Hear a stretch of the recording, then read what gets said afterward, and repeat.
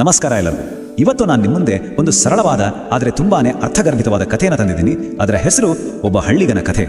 ಕೆಳಗೆ ಸಿಂಪಲ್ ಅನಿಸ್ಬೋದು, ಆದರೆ ಇದರೊಳಗೆ ಜೀವನದ ಒಂದು ದೊಡ್ಡ ಪಾಠನೇ ಇದೆ. ಬನ್ನಿ ಈ ಕಥೆಯ ಪಯಣದಲ್ಲಿ ಒಟ್ಟಿಗೆ ಸಾಗೋಣ. ಸರಿ, ಹಾಗಿದ್ರೆ ಕತೆ ಶುರು ಮಾಡೋಣ. ಇದು ಯಾವುದೋ ಲೆಕ್ಕಾಚಾರದ ಕಥೆ ಅಲ್ಲ. ಇದು ಪ್ರೀತಿ, ಕಷ್ಟ ಸುಖ, ನಂಬಿಕೆ ಇದನ್ನೆಲ್ಲ ಒಟ್ಟಿಗೆ ಸೇರಿಸಿ ಕಟ್ಟಿದ ಒಂದು ಕುಟುಂಬದ ಮನಮುಟ್ಟುವ ಕತೆ. ಕಥೆಯ ಮೊದಲ ಭಾಗಕ್ಕೆ ಬರೋಣ. ಒಂದು ಕುಟುಂಬ, ಒಂದು ಹಳ್ಳಿ. ಸೊ ನಮ್ಮ ಕತೆ ಶುರುವಾಗೋದೇ ಇಲ್ಲಿಂದ.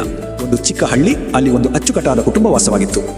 ನೋಡಿ, ಈ ಕಥೆಯ ಮೂಲನೇ ಈ 4 ಜನ.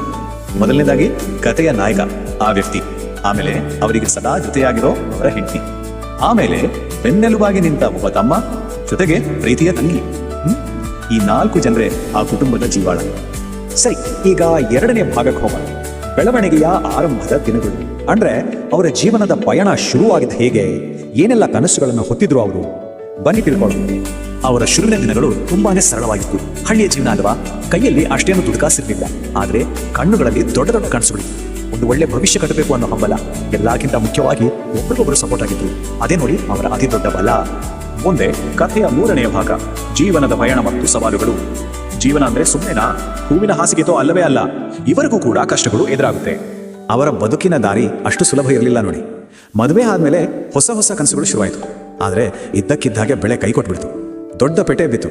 ಆದರೂ ಅವರು ಧೈರ್ಯ ಕೆಡಲಿಲ್ಲ. ಸಣ್ಣದೊಂದು ಗೆಲುವು ಸಿಕ್ಕಾಗ ಅದು ಅವರಿಗೆ ದೊಡ್ಡ ಸ್ಫೂರ್ತಿ ಕೊಡ್ತು. ಆಮೇಲೆ ಕುಟುಂಬ ಬೆಳೆದ ಹಾಗೆ ಜವಾಬ್ದಾರಿಗಳು ಕೂಡ ಜಾಸ್ತಿ ಆದವು. ಒಗ್ಗಟ್ಟಿನಲ್ಲಿ ಬಲವಿದೆ, ಹೌದು, ಈ ಒಂದು ಮಾತು ಅವರ ಜೀವನದ ಮಂತ್ರನೇ ಆಗಿತ್ತು. ಎಂಥದ್ದೇ ಕಷ್ಟ ಬರಲಿ, 4 ಜನ ಒಟ್ಟಿಗೆ ನಿಲ್ತಿದ್ರು. ಅವರ ಶಕ್ತಿಯ ಸೀಕ್ರೆಟ್ ಇದೇನೆ. ಅದೇ ಆ 4 ಜನ. ಪ್ರತಿಯೊಂದು ಕಷ್ಟದಲ್ಲೂ, ಪ್ರತಿಯೊಂದು ಖುಷಿಯಲ್ಲೂ ಒಬ್ಬರಿಗೊಬ್ಬರು ಜೊತೆಯಲ್ಲಿದ್ರು. ಅವರು ಸಂಪಾದನೆ ಮಾಡಿದ ನಿಜವಾದ ಆಸ್ತಿ ಅಂದ್ರೆ ಇದೆ, ಅವರ ಈ ಒಗ್ಗಟ್ಟು. ಸರಿ, ಈಗ ಕಥೆಯ ಕೊನೆಯ ಭಾಗಕ್ಕೆ ಬಂದಿದ್ದೇವೆ. ಪರಿವರ್ತನೆ ಮತ್ತು ಇಂದಿನ ಸ್ಥಿತಿ. ಇಷ್ಟೆಲ್ಲ ಕಷ್ಟಪಟ್ರಲ್ಲ, ಅದಕ್ಕೆ ಫಲ ಸಿಗ್ತಾ? ಇವತ್ತು ಅವರ ಜೀವನ ಹೇಗಿದೆ ನೋಡೋಣ ಬನ್ನಿ. ಈ ಸ್ಲೈಡ್ ನೋಡಿದ್ರೆ ಅವರ ಇಡೀ ಪಯಣ ಕಣ್ಮುಂದೆ ಬರುತ್ತೆ. ನೋಡಿ, ಒಂದು ಕಾಲದಲ್ಲಿ ಸ್ಥಿರವಾದ ನೆಮ್ಮದಿಯ ಜೀವನ ಅವರ ಕನಸಾಗಿತ್ತು. ಇವತ್ತು ಅವರು ಒಂದು ಭದ್ರವಾದ ಅಡಿಪಾಯವನ್ನೇ ಹಾಕಿದ್ದಾರೆ. ಅಂದು ಎಲ್ಲರೂ ಒಟ್ಟಾಗಿರ್ಬೇಕು ಅನ್ನೋದೊಂದು ಆಸೆ ಆಗಿತ್ತು. ಇವತ್ತು ಅದು ಯಾರಿಂದಲೂ ಮುರಿಯೋಕಾಗದ ಒಂದು ಬಂಧವಾಗಿ ಬೆಳೆದಿದೆ. ಹಾಗಾಗಿ ಕೊನೆಗೆ ನಾವು ನೋಡಬೇಕಾಗಿರೋದು ಏನು ಅಂದ್ರೆ, ಅವರ ಅತಿದೊಡ್ಡ ಸಾಧನೆ ಅವರು ಮಾಡಿದ ಆಸ್ತಿ ಪಾಸ್ತಿ ಅಲ್ಲ, ಬದಲಿಗೆ ಎಷ್ಟೇ ಕಷ್ಟ ಬಂದರೂ ಕಾಪಾಡಿಕೊಂಡು ಬಂದ ಪ್ರೀತಿ, ಆ ನಂಬಿಕೆ, ಅದೇ ಅವರ ನಿಜವಾದ ಸಂಪತ್ತು ಅಂತ. ಹಾಗಿದ್ರೆ ಈ ಕಥೆ ನಮ್ಮೆಲ್ಲರ ಮುಂದೆಯೂ ಒಂದು ಪ್ರಶ್ನೆ ಇರುತ್ತೆ. ಒಂದು ಕುಟುಂಬದ ಬೆಳವಣಿಗೆಯನ್ನು ಅಳೆಯೋದು ಹೇಗೆ?